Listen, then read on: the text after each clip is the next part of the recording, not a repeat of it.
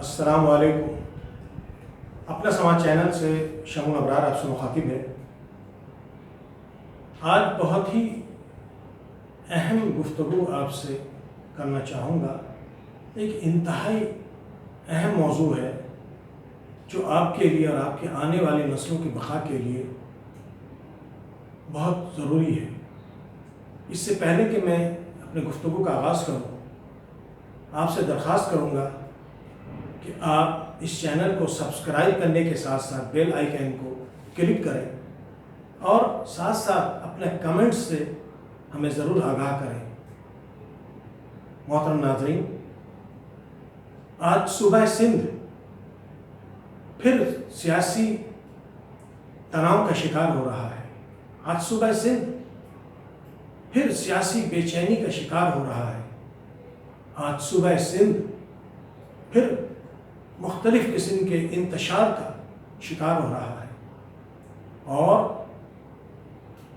یہ تمام حالات یہاں کی حکمرانی کی ایک کمزوری ہے۔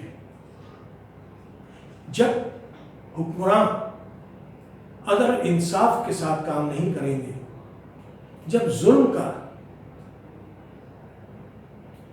ظلم اور بربریت کا مظاہرہ ہوگا، جب زیادتی ہوگی، ناانصافی ہوگی، تو پھر بے چینی ہوگی، انتشار ہوگا، افراتفری ہوگی۔ صوبہ سندھ ایک ایسا صوبہ ہے جہاں دیہی آبادی ہے، دیہی کلچر ہے، اور یہاں شہری آبادی ہے جہاں شہری کلچر ہے، بلکہ شہر میں ملٹی کلچر ہے۔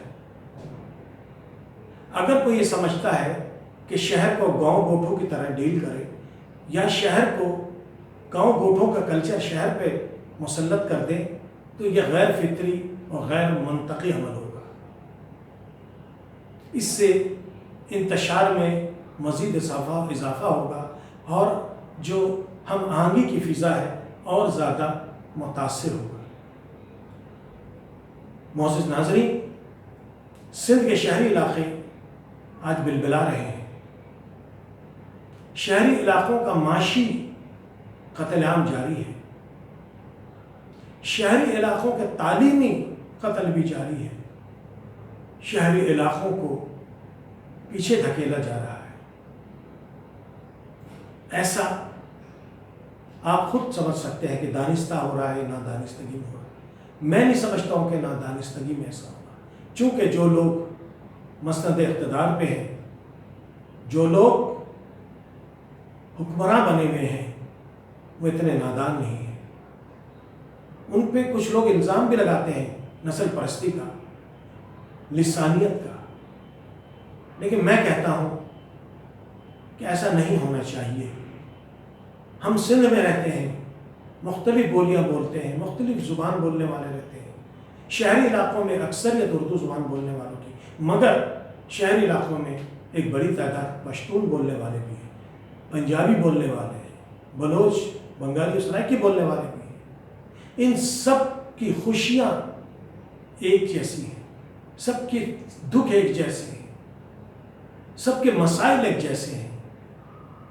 لہٰذا میں ان تمام گروہوں سے، تمام زبان بولنے والے شہری علاقوں میں رہتے ہیں، ان سے اپیل کروں گا کہ اپنے مسائل کے حل کے لیے آپس میں محبت اور یگانیت قائم کریں، ماضی کی نفرتوں کو بھلا کر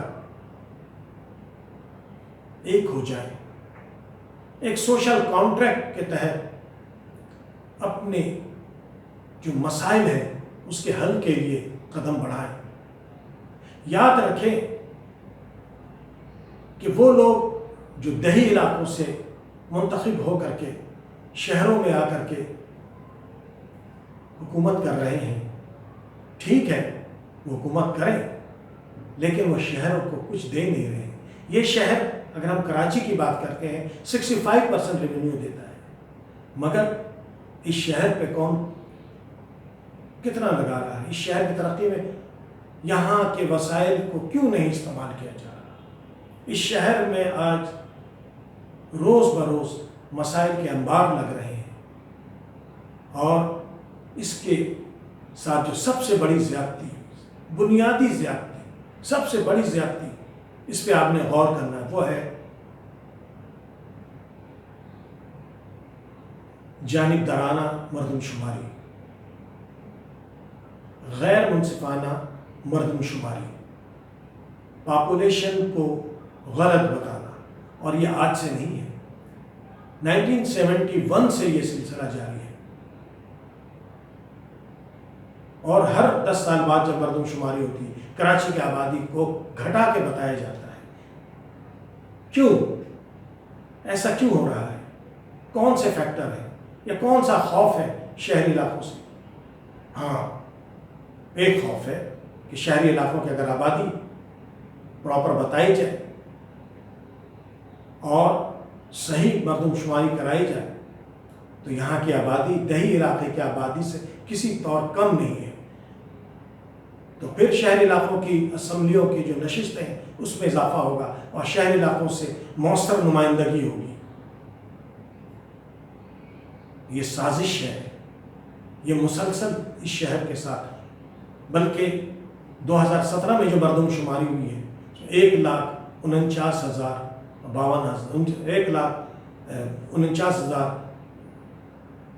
جو اس کی آبادی بتائی گئی، معاف کیجیے گا، اس کی آبادی کو 1,49,52,000 بتایا گیا. جبکہ اس شہر جو ماہرین ہیں، جو تجزیہ نگار ہیں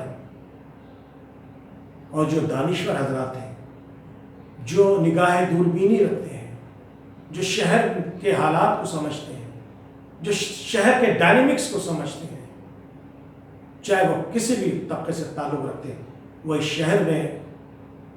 شہر کی آبادی کو کسی طور پہ بھی 2.5 کروڑ سے کم نہیں، 2.5 سے 3 کروڑ کی آبادی کا یہ شہر، جس کو 50% کم کر کے بتایا جا رہا ہے. کیوں ایسا کیوں ہو رہا ہے؟ کیوں وفاق نے آنکھ میں پٹی باندھ لی ہے؟ چلے صوبائی سطح پر ہم سمجھ سکتے ہیں کہ اس کے ساتھ زیادتی کیوں کی جا رہی ہے، لیکن ہماری اسٹیبلشمنٹ، ہمارے وفاقی ادارے، وہ کیوں اس ناانصافی میں، اس زیادتی میں حصے دار ہیں؟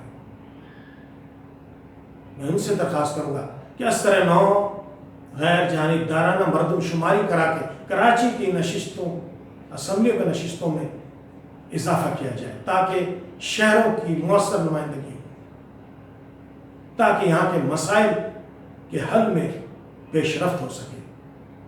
اس کے علاوہ اس شہر میں 18 امینڈمنٹس کے بعد کچھ لوگوں کو کھلی چھوٹ مل گئی ہے جو شہری علاقوں پہ زیادتی کر رہے ہیں. یہاں کی نوکریوں سے محروم کر رہے شہری علاقوں. یہاں کے شہری علاقوں سے وسائل، محصولات تو ان کو مل جاتی، ہو جاتی ہے، ان کی ٹیکس وصول کرتے ہیں، مگر شہری علاقوں میں کوئی ترقیاتی کام نہیں ہو رہا. شہری علاقے کو پسماندہ رکھا جا رہا ہے. شہری علاقے کو جس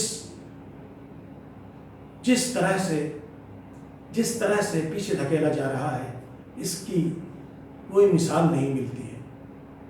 آپ دیکھیں کہ 18 امینڈمنٹ کے تحت پنجاب میں وہاں کے عوام کو ثمرات اس کے مل رہے ہیں. صوبہ پختونخوا میں وہاں کے 18 امینڈمنٹ کے تحت، 18ویں ترمیم کے تحت ان کے ثمرات سے وہ فیضیاب ہو رہے ہیں. بلوچستان میں بھی ہو رہے ہیں، مگر سندھ میں بے چینی اس لیے ہے کہ یہاں پر انصاف نہیں ہو رہا، یہاں وسائل کی غیر منصفانہ تقسیم ہو رہی ہے. 18 امینڈمنٹس کا یہ مطلب نہیں ہے کہ آپ کو کھلی چھوٹ مل گئی ہے کہ جس کے ساتھ آپ چاہے زیادتی کریں، جس طرح چاہے آپ پنجے گاڑے یہاں کے وسائل پہ، اور یہاں کے وسائل کو منمانی طریقے سے آپ استعمال کریں. معزز ناظرین، یہاں کے تعلیم کو تباہ کیا گیا. یہاں کے ایک سازش کی جا رہی ہے کہ یہاں کے نصابی، یہاں کے جو بچوں کے جو اسکولوں کے نصاب ہے اس میں سے قومی ہیروز کو ہٹا دیا جائے.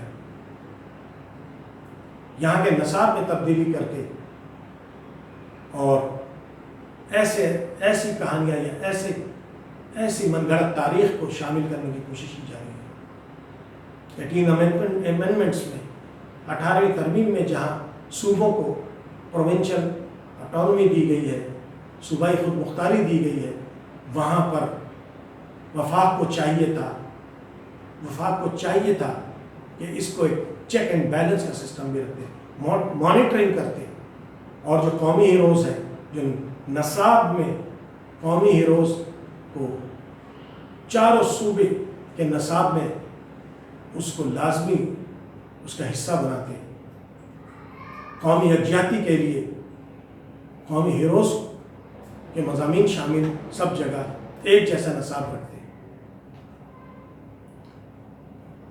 اس طرح سے یہاں کے شہری علاقوں کو پانی سے محروم کیا جا رہا، شہری علاقوں کو بلدیاتی نظام جو کہ شہری علاقے کی بہت بڑی ضرورت ہے، اس کو تباہ برباد کر دیا گیا، بلدیاتی اختیارات نہیں دیے جاتے، ان کو ڈر ہے، خوف ہے کہ اگر بلدیاتی نظام مضبوط ہوگا تو لیڈرشپ نچلی سطح سے ابھرے گی، پھر ان کی مونوپولی ختم ہو جائے گی، ان کی اجارہ داری سیاست پہ ختم ہو جائے گی، پھر یہ سیاسی جماعتیں کس منہ سے جمہوریت کا دعویٰ کرتی ہیں؟ اول تو ان کی اپنی جماعت میں ڈیموکریسی نہیں ہے، پھر یہ صحیح ڈیموکریسی لانے کے حق میں بھی نہیں ہے۔